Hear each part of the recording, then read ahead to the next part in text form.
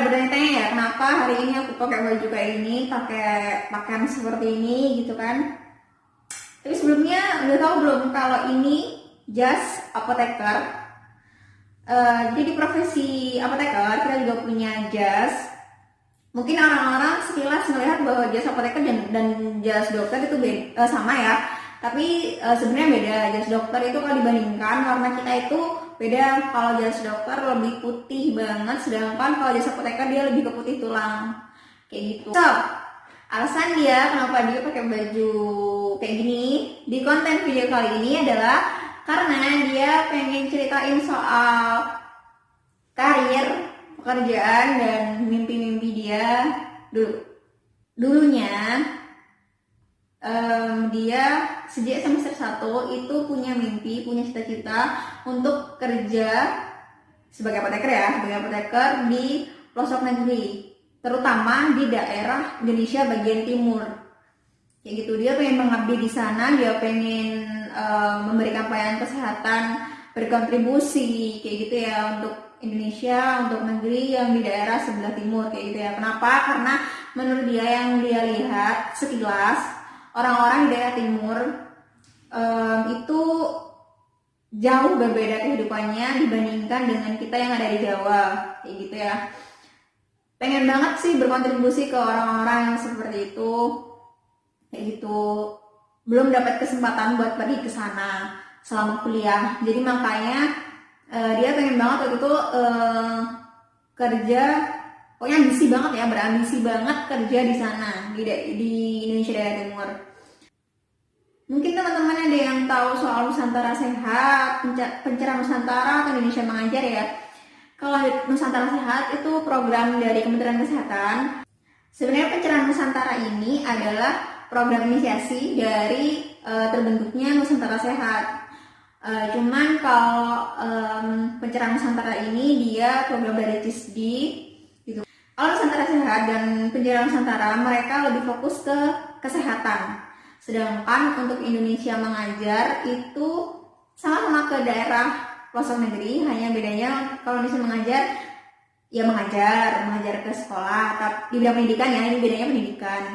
Cuman bedanya kalau Indonesia Mengajar kita juga berperan aktif dengan pemerintah untuk memberikan kontribusi lebih selain tentang bidang pendidikan ya, jadi lebih ke masyarakatnya juga gitu kalau untuk Indonesia Mengajar.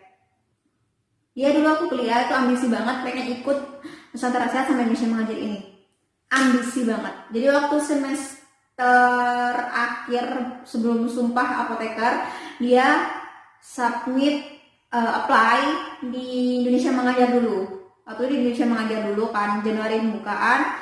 Ternyata di Februari sebelum sumpah itu dia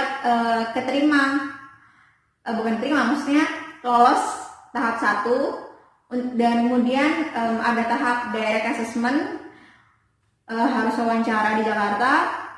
Tapi sayangnya tadi berkata lain dia tidak bisa berangkat ke Jakarta.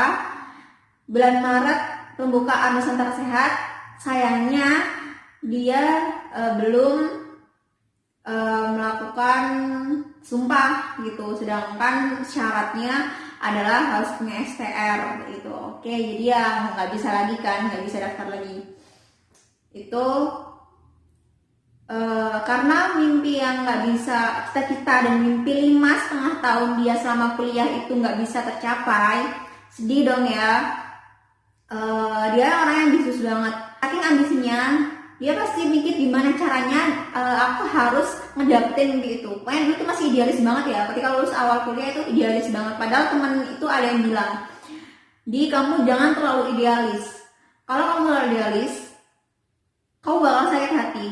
Lihat kenyataan yang ada gitu ya. Belum tentu dengan kamu berjuang kamu itu bakalan berhasil. Dia bilang gitu.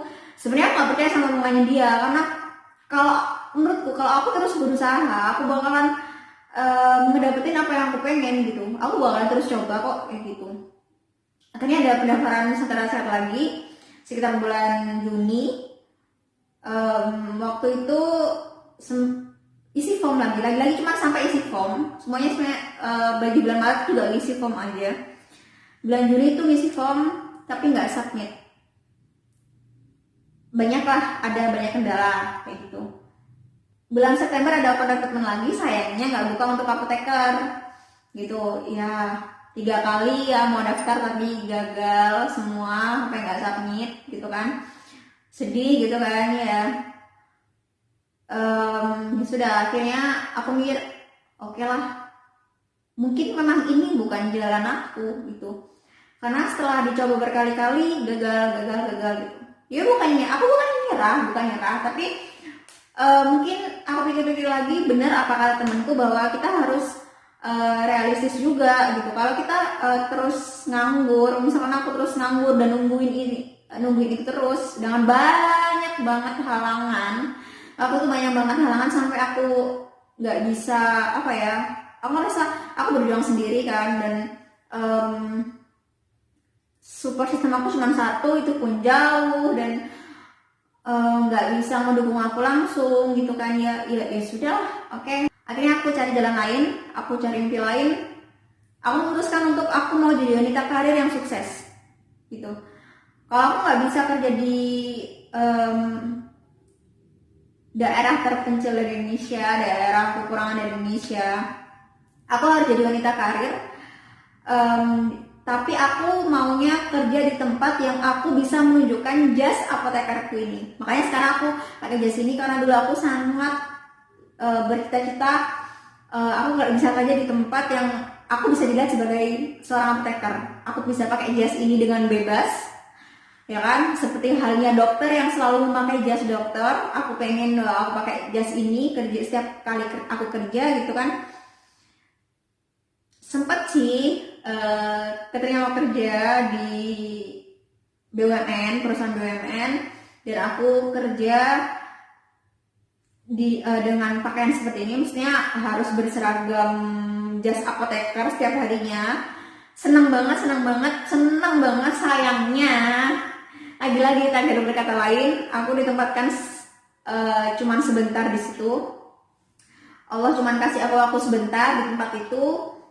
Ya mau gimana lagi gitu kan, dia masih mau ngelamar lagi, waktu itu dia ngelamar di Indonesia mengajar lagi, apply lagi di Indonesia mengajar. Lebih banyak esai yang dia tulis, lebih banyak referensi, lebih banyak ketemu orang-orang pengajar muda gitu kan, buat minta tipsnya untuk bisa lolos ke Indonesia mengajar gitu kan.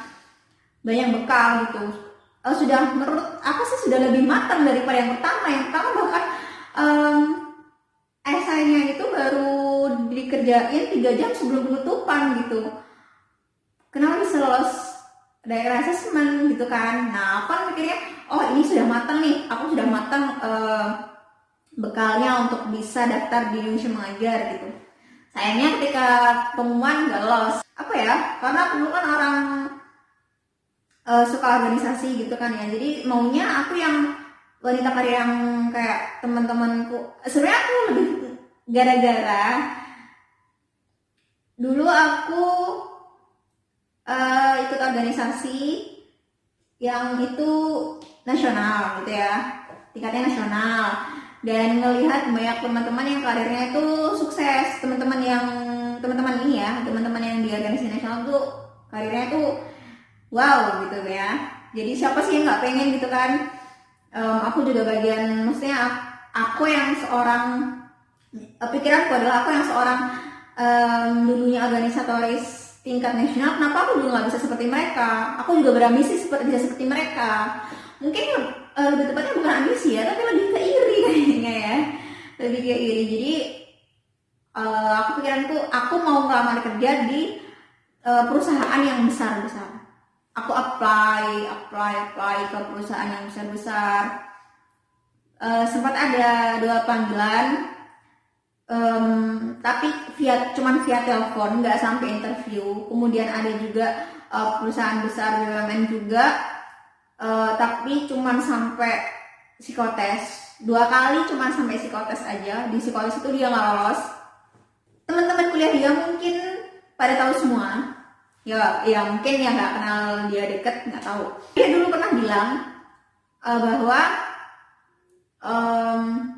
aku nggak akan pernah mau kerja di kota besar. Surabaya dan Jakarta adalah kota yang paling aku benci. Surabaya aku benci karena ya masa laluku ya.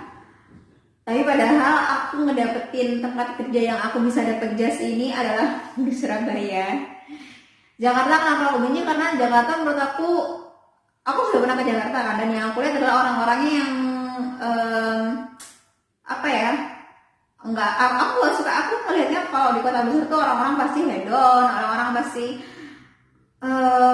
kayak gimana ya, mereka lebih mementingkan soal ya entah kehidupan mereka di mata orang lain gitu ya. Pokoknya intinya mereka nggak bisa hidup sesuai dengan mereka sendiri gitu, nggak bisa hidup sederhana kayak gitu kan. Jadi aku benci. Kenapa aku benci kota besar ya? Karena itu. Nah tapi nyataannya hari ini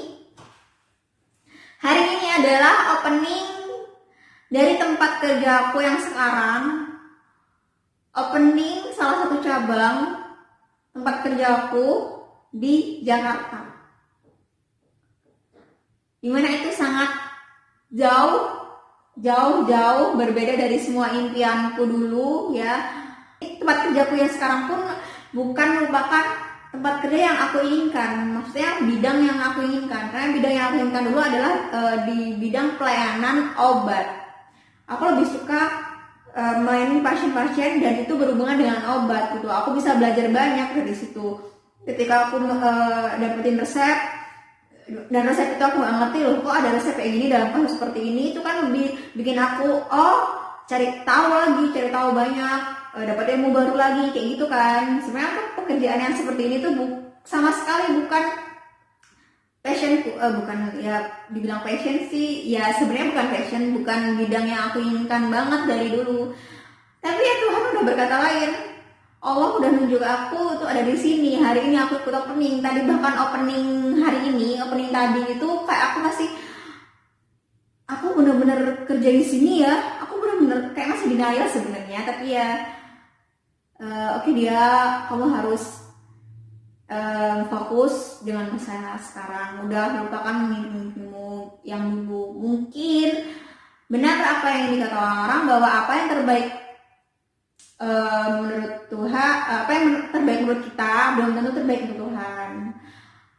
Apa yang kita inginkan, apa yang kita cita-citakan, apa yang kita harapkan dan menurut kita itu baik untuk kita, belum tentu Allah mengabulkan itu semua, belum tentu Allah menurut Allah itu adalah yang terbaik. Tapi teman-teman, dengan aku bercerita seperti ini itu bukan berarti aku nyuruh kalian untuk tidak bermimpi, tidak punya cita-cita yang tinggi, enggak ya. Kalau misalkan suatu hari mimpimu itu bukan menjadi jalanmu, ya terima. Aku ngomong gini bukan berarti aku gampang ya. Aku ngomong gini masih proses. Kadang masih kayak ya ampun, kenapa sih aku nggak bisa kayak mereka yang bisa ngewujudin mimpinya kayak gitu kan. Aku yang pengen kayak gini, aku yang pengen kayak gitu, kenapa nggak bisa? Aku masih ada kepikiran seperti itu. Cuman ya kembali lagi bahwa aku lihat kenyataan, aku juga bukan orang baik, bukan orang yang sok baik untuk ngasih kalian nasihat ya. Pasti banyak di luar sana yang nggak suka sama aku karena aku udah pernah merasakannya. Ada orang-orang yang tidak suka dengan aku, ada orang yang berpikiran bahwa aku jahat atau mungkin aku kurang ini, kurang itu gitu kan. Ya aku tahu semua orang pastilah ada pikiran seperti itu gitu kan. Tapi jangan pernah berhenti untuk berbuat baik kayak gitu ya. Dan aku harap sih kalian semua bisa mendapatkan apa yang kalian impikan, apa yang kalian cita-citakan. Itu sangat buat kalian bangga gitu.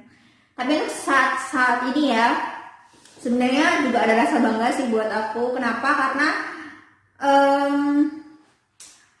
bisa keluar dari, bisa mengikhlas, untuk mengikhlaskan sih belum sepenuhnya ya, tapi bisa menerima apa yang aku dapatkan hari ini adalah satu hal yang luar biasa membanggakan buat aku.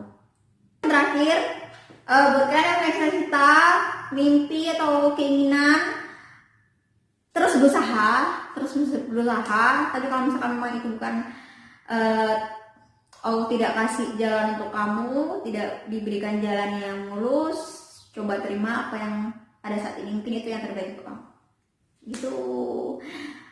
Sekian video kali ini, see you in the next video.